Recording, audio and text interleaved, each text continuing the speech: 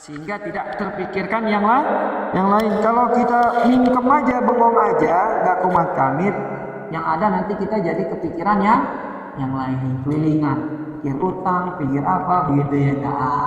Baju belum dicuci, disetrika, begitu kan, kerjaan rumah banyak numpuk ya. Apalagi Pak RT banyak banget PR-nya ya, nggak ngurusin warganya, makanya disuruh apa tuh? Kumat kamit. Yang kedua, dilarang kita dalam sholat berjamaah mendahului imam. Nggak boleh. Innama ju'ilal imam liyu'tamma bih. Ini kan sebenarnya bab sholat kita udah lewat 2 tahun yang lalu kalau masalah belajar bab sholat. Bayangin, apa perlu kita ulang lagi bab sholat, kan begitu ya. Jadi bab sholat udah lewat, ini sholat berjamaah. Ada 3 kondisi makmum terhadap imamnya. Yang pertama, makmum mendahului imam. Yang kedua, makmum membarengi imam. Yang ketiga, makmum mengikuti imam. Yang dianjurkan yang mana? Mengikuti. Mendahului, boleh nggak mendahului? Boleh. Imam belum ruku, dia udah ruku. Imam belum salam, dia udah. Saya pokoknya nggak mau diduluin sama imam, begitu ya enggak. Imam belum diri, saya udah. Nggak boleh Pak, yang namanya sholat berjamaah ada aturannya begitu, ya enggak. Harus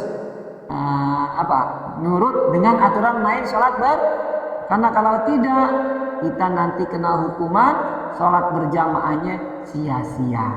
Yang pertama, nggak boleh duluin imam. Yang kedua, juga nggak boleh ngebarengin imam. Imam ruku, dia juga barengin ruku begitu. Jadi berhentinya bareng, geraknya juga nggak boleh.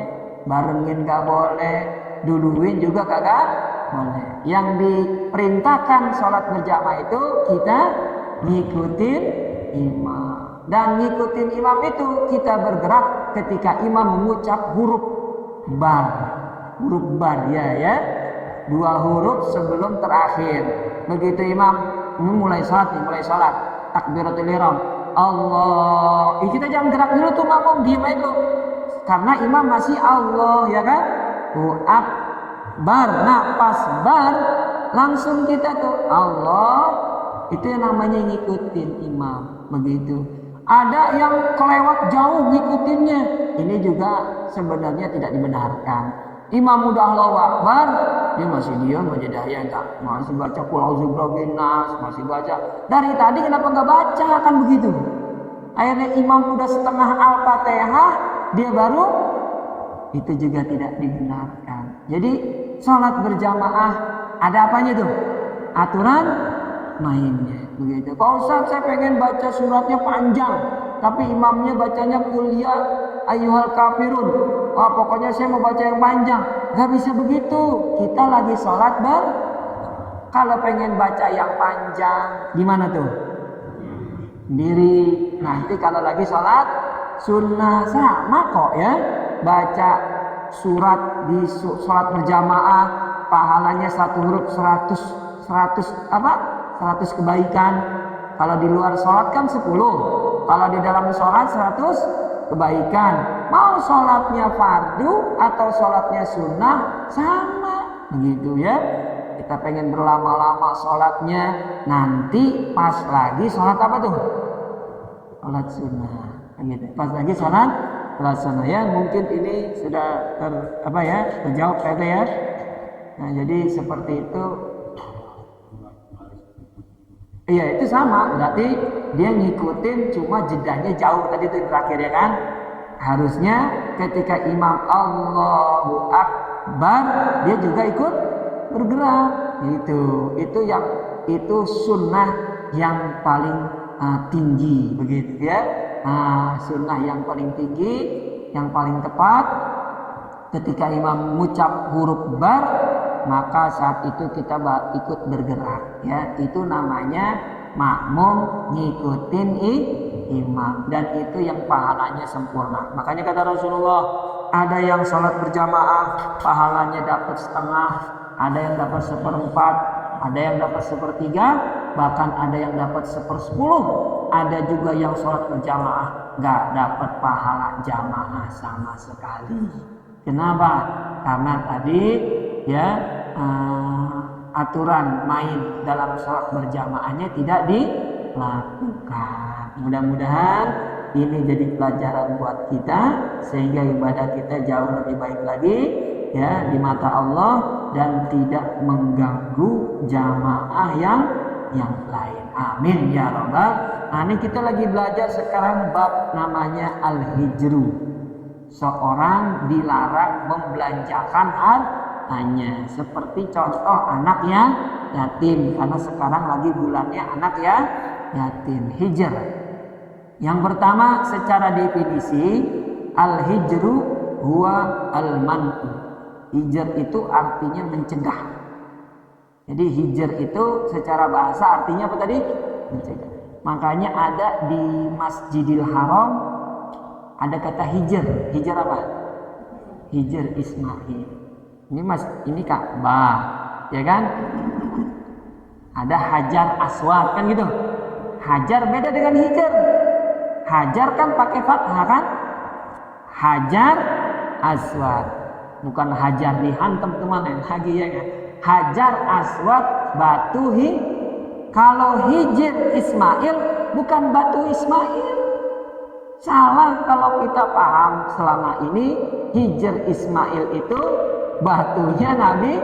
Salah karena beda harokat bahasa Arab, beda arti. Ini contohnya hajar dengan hijr. Hajar artinya batu, ya enggak? Ada tuh di Mesir hajar jahanam. Benar dekat hajar jahanam. Kalau mahasiswa Mesir mungkin tahu ya enggak? Hajar pakai fathah batu. Kalau kasroh hijr, apa tadi hati hijr secara bahasa? Mencegah. Ingat, artinya apa? Maka hijr Ismail itu tujuannya mencegah. Bapak Ibu kan kalau di Ka'bah ada batu yang melengkung, yang kita bilang hijr Ismail. Itu bukan batu Ismail, itu pencegah. Bentuknya setengah Ka'bah ya kan tingginya. Itu hijr, namanya mencegah. Apa yang dicegah? Mencegah orang tawaf jangan masuk ke dalam. Kalau masuk ke dalam situ, tawafnya nggak sah. Karena Ka'bah aslinya sampai batu yang setengah tadi. Harus tawaf di luar apa tuh? Di luar hijr Ismail. Kalau dia ngambil jalan pintas nggak sah. Udah penuh banget Ustaz, nih hijr Ismail kosong, saya lewat aja sini, batal gitu. Tawafnya kagak mencegah. Hijr Ismail itu berarti batu yang dibangun untuk mencegah orang lain jangan tawaf ke dalam hijr Ismail karena tawafnya nggak sah. Atau yang kedua dibangun untuk mencegah orang-orang yang sholat berjamaah jangan sholat di dalam hijr Ismail. Kenapa? Sholatnya nggak sah. Lah, imam sholat di luar Ka'bah, dia sholat di dalam Ka'bah. Karena hijr Ismail itu bagian dari Ka'bah. Sejarahnya kalau nggak salah saya pernah cerita di sini kan. Kenapa dulu jadi setengah batu, ya kan? Dananya kurang. Ya, jadi dia bagian dari Ka'bah. Ka'bah itu luas, harusnya duitnya nggak cukup, dibangun setengah oleh Abdul Muthalib, kakek Rasulullah Shallallahu Alaihi Wasallam. Makanya dilarang bangun masjid pakai harta haram. Pakai harta. Ada Pak Ustadz anggota legislatif kita, dia tukang korupsi tuh kayaknya, ngasih bangunan buat masjid. Kita terima apa enggak kira-kira? Kan tadi aturan mainnya nggak boleh dari harta. Kita tahu emang dia lagi kena masalah di korupsi, dia ngasih bantuan buat masjid. Terima apa enggak kira-kira?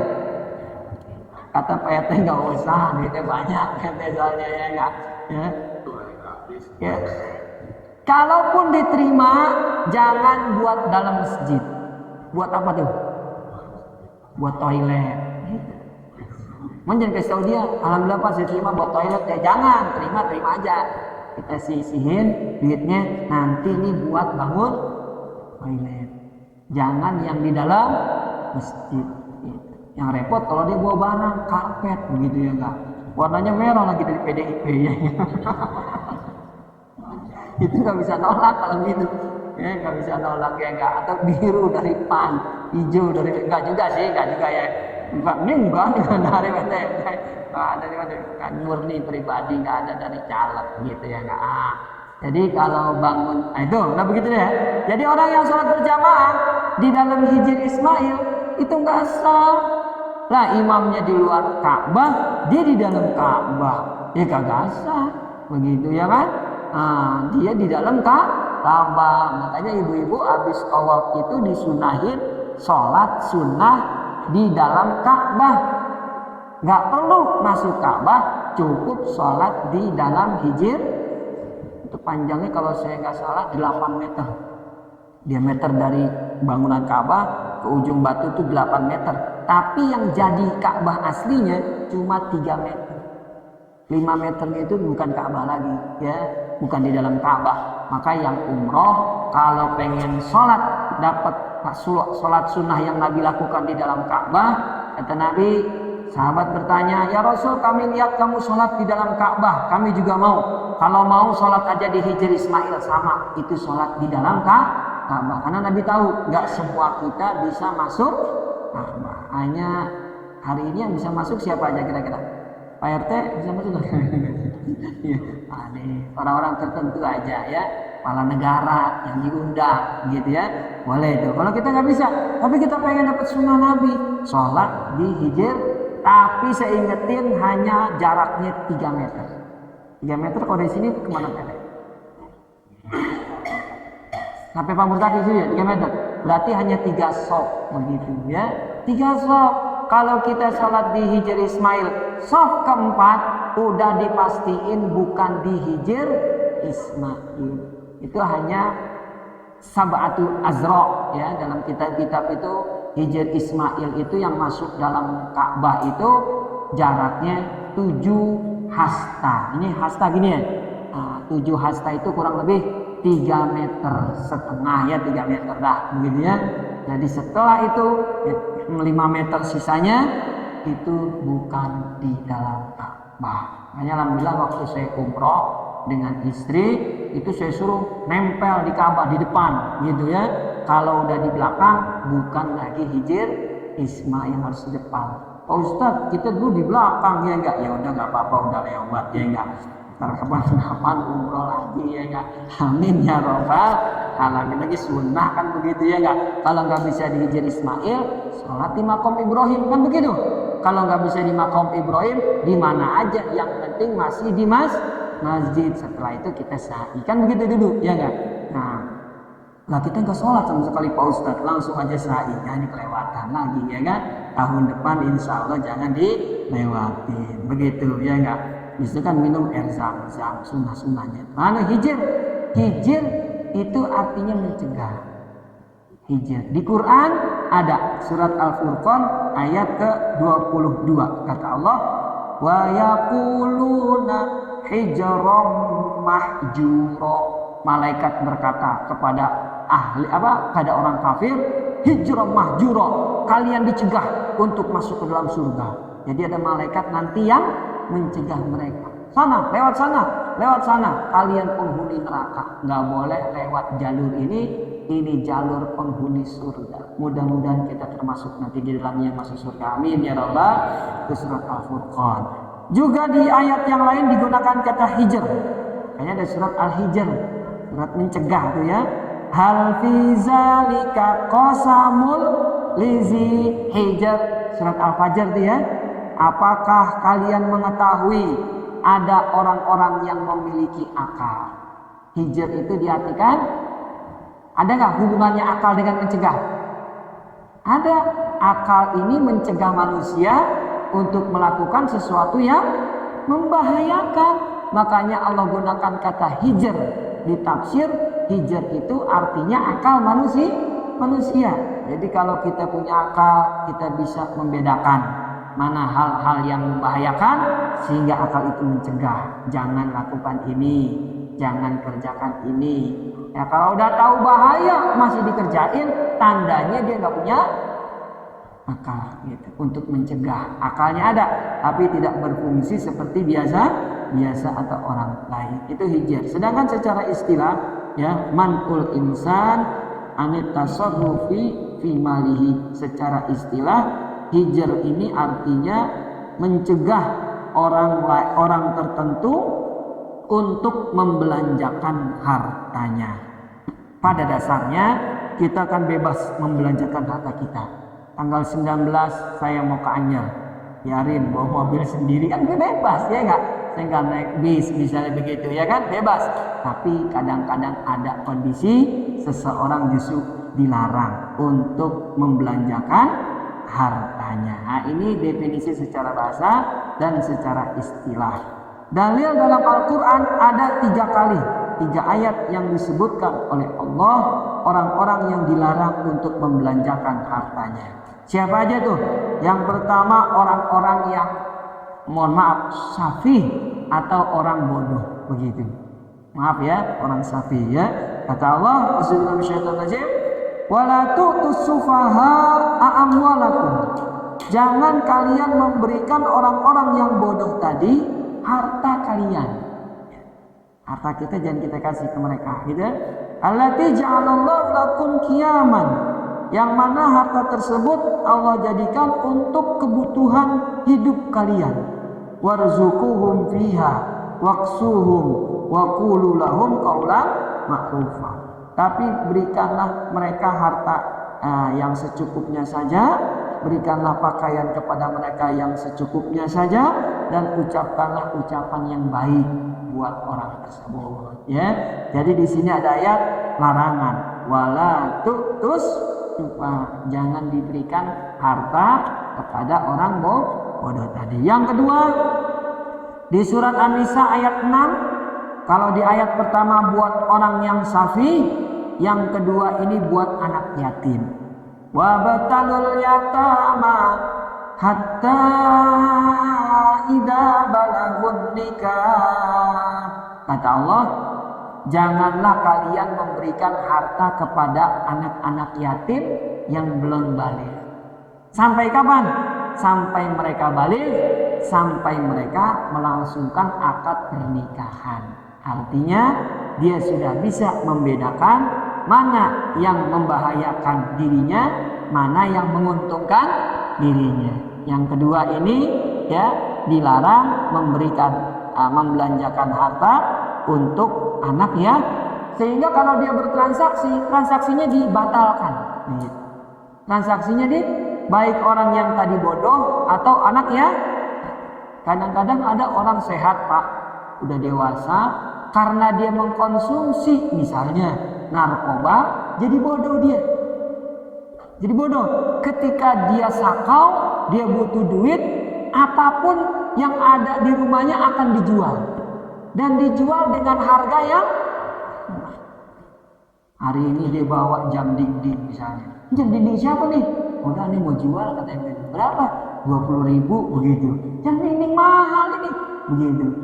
Kadang-kadang ada yang ngambil untung juga. Nah kebetulan banget sih gue beliin begitu, bahaya, dosa begitu ya. Ngambil untung. Jadi kalau orang yang safi bertransaksi tadi dibatalkan dan bisa dibalikin begitu. Bisa dibalikin. Itu orang tuanya kah, walinya atau siapa. Begitu juga anak yatim ya, yang belum balik, belum bisa membedakan mana yang baik atau buruk untuk dirinya. Ketika dia bertransaksi jual beli bisa dibatalkan oleh walinya.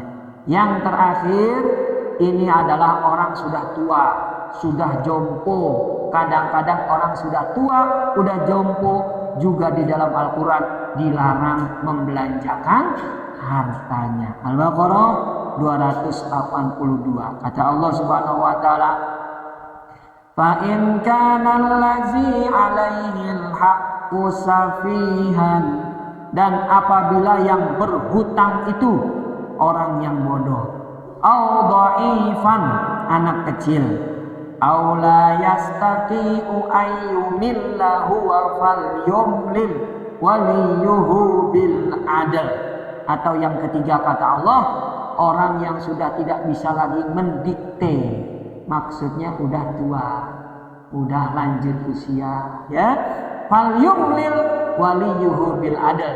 Maka dalam membelanjakan hartanya dilakukan oleh walinya, bisa anaknya, bisa saudaranya, ya, atau keluarganya yang punya hubungan darah dengan dirinya, dengan catatan wali itu hanya bisa dilakukan oleh keluarga sedarah dan dia laki-laki.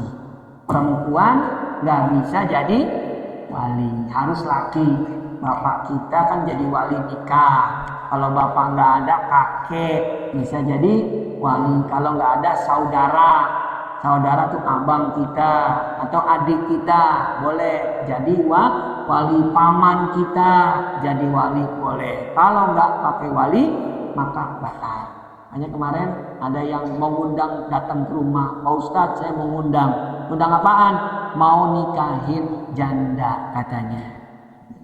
Yang nikah duda dari Singapura.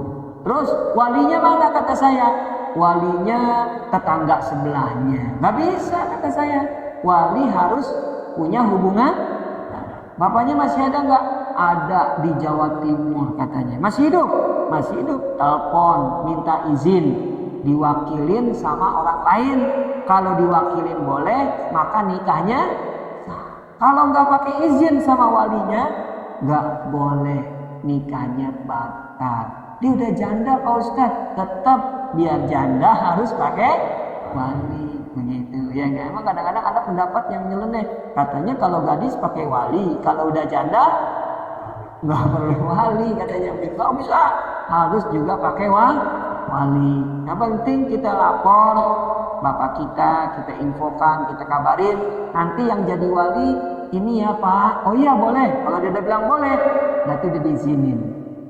Namanya wali hakim, nggak ada hubungan darah, tapi karena dia berhalangan digantiin begitu. Karena ada juga pengalaman dulu, ya, yang langsung nikahin aja, tahu-taunya pas hari H, bapaknya masih hidup, datang langsung marah-marah, ya enggak. Ngapa nih nikah bapaknya kagak dikasih tahu walinya?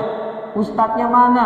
Ustadznya diam aja udah di situ, ya enggak ngomong, enggak, ya enggak. Makanya pas kemarin saya pengalaman, ada walinya enggak? Masih hidup, telepon begitu. Jangan sampai kejadian. Ini bukan pengalaman, tapi hasil penelitian. Begitu harus ada wali, harus ada apa tuh? Wali. Begitu juga anak-anak yang sudah itu ya. Itu 3 ayat. Hadisnya ada enggak? Hadisnya ternyata ada di sini, ya.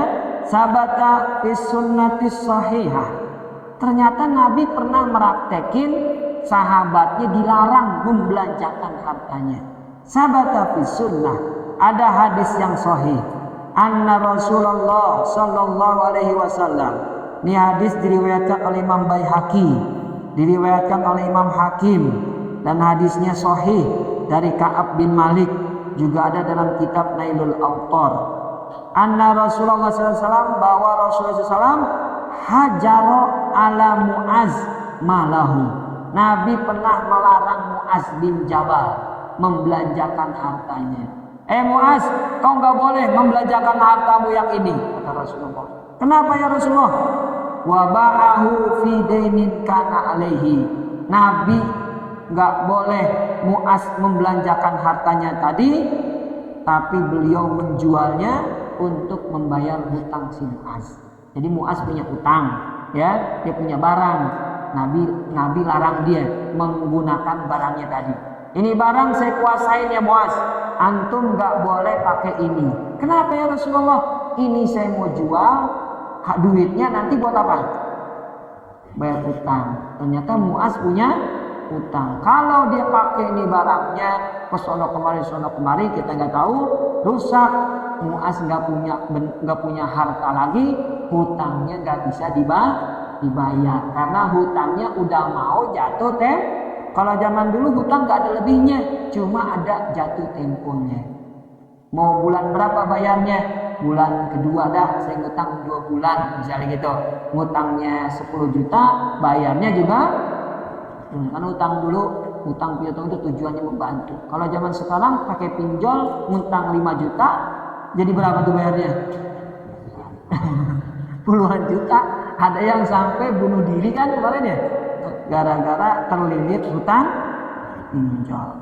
Minjemnya gampang, balikinnya susah, dirinya nggak gedean bunganya daripada hutang pokoknya. Nabi pernah wahajara Utsman, dan ternyata ada khalifah beliau, penerus beliau yang bernama Utsman bin Affan. Beliau pernah melarang seorang sahabat membelanjakan hartanya, seperti Nabi dulu melarang Muaz membelanjakan hartanya. Siapa yang dilarang oleh Utsman? Wahajara Utsman bisa babit tabdzir. Utsman pernah mencegah seorang sahabat membelanjakan hartanya dengan alasan pemborosan. Ada gara diboros dicegah. Jangan-jangan nanti Pak RT ada juga nih mencegah warganya ya. Niat dia boros begitu ya enggak, mengikuti Utsman bin Affan. Siapa yang dicegah? Ala Abdullah bin Ja'far, seorang sahabat Nabi yang bernama Abdullah bin Ja'far. Abdullah bin Ja'far. Ja'far itu saudaranya Ali bin Abi Thalib. Ali itu keponakan Nabi, Ja'far juga keponakan Nabi. Ja'far bin Abi Thalib yang waktu meninggal dalam hadis Nabi suruh sahabat bikinin makanan, gitu kan? Buat keluarganya Ja'far. Punya anak Ja'far namanya Abdullah. Abdullah. Utsman pernah melarang ya Abdullah bin Ja'far dalam hadis yang diriwayatkan oleh Imam Syafi'i di musnadnya dari Urwah bin Zubair ya. Karena apa Abdullah bin Ja'far dilarang? Karena dia beli tanah dengan harga 60.000 dirham. Beli tanah seharga berapa tadi? 60.000 dirham. Dirham itu keping perak. Satu keping perak ya. Dia beli 60.000 keping perak. Sama Utsman dilarang. Kata Utsman apa? Ma yassaroni an atamallaku bina lainnya. Kata Utsman, ente beli tanah kemahalan. Nih kalau dihargain tanah, karena kan Utsman orang kaya, jadi tahu harga apa tuh? Harga tanah. Mungkin dia biasa beli tanah. Kebetulan Abdullah bin Ja'far baru tumben beli tanah. Sekali-kalinya beli tanah harganya mahal, 60.000 dirham. Kata Utsman, ini kalau saya yang beli harganya seharga 2 sendal saya. Begitu. Berarti sendalnya Utsman bagus nggak kira-kira? Bagus. 2 sendal setara dengan apa tadi dong? Tanah yang dibeli oleh ya kemahalan ente beli tanah. Ini mah tanah seharga 2 sendal saya. Kata Utsman. Jadi orang Islam itu pakai baju bagus, boleh nggak kira-kira? Boleh. Pakai sendal bagus, boleh nggak kira-kira? Boleh. Jangan umat Islam sendalnya sendal jepit, complang-campling begitu ya, nggak malu-maluin begitu. Boleh dengan catatan pakaian bagus, sendal bagus, jangan buat apa tuh? Sombong.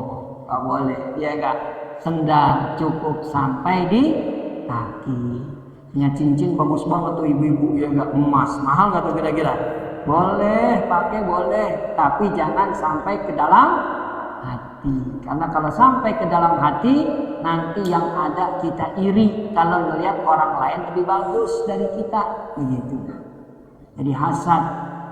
Waduh, sendal dia bagusan daripada saya, besok beli lagi yang lebih bagus. Nah, itu yang nggak boleh. Berarti itu sendal dia masuk ke dalam hati, itu yang tidak dibenarkan dalam agama ya. Nah, inilah dalil hajar atau dalil hijar, bukan hajar. Kalau hajar namanya batu, hajar aswad. Kalau hijir Ismail ya.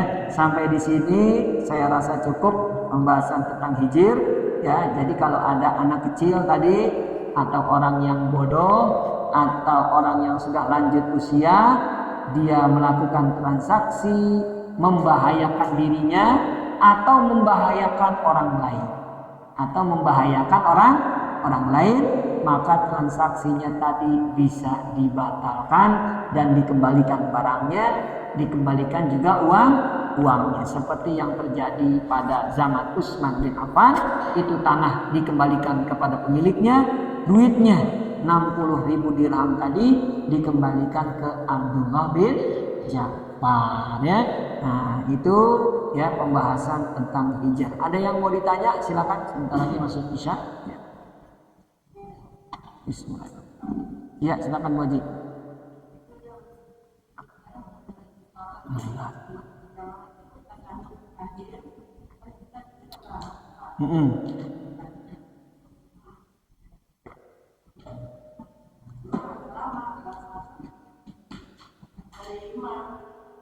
Salamnya sujud apa? Oh iya, tadi kan sudah dibahas sujud terakhir sebelum salam. Jangan kelamaan, karena sunnahnya itu imam mengucap Allahu Akbar, kita bergerak di semua rukun termasuk sujud terakhir. Pak Ustadz, kan sujud itu tempat paling dekat dengan Allah, doa kita mustajab. Saya mau doa banyak, bagus, tapi nanti pas sholat sunnah. Habis sholat ba'diyah, kan habis sholat ba'diyah ada tuh 2 rakaat. Ada 2 rakaat tuh ya enggak? Berapa kali sujud tuh kita di 2 rakaat? 4 kali sujud. Mau 4-4-nya sujud sampai lama juga silakan, nggak jadi masalah. Ya, tapi kalau sholat berjamaah ada aturan mainnya nggak? Ada. Termasuk imam ada aturannya. Imam nggak boleh, ya kan? Sujudnya terlalu lama. Dikhawatirkan ada makmum yang punya darah tinggi, malah sujudnya jadinya pusing begitu. Ada aturannya juga buat imam dan makmum. Wallahu a'lam bishawab ya. Mudah-mudahan dimengerti. Ada lagi cukup? Nah, mudah-mudahan ya ibadah kita makin jauh lebih baik lagi daripada sebelumnya. Amin ya rabbal alamin. Wallahu a'lam bishawab. Mohon maaf bila mana kekurangan dan kesalahan. Terima kasih atas perhatiannya. Wassalamualaikum warahmatullahi wabarakatuh.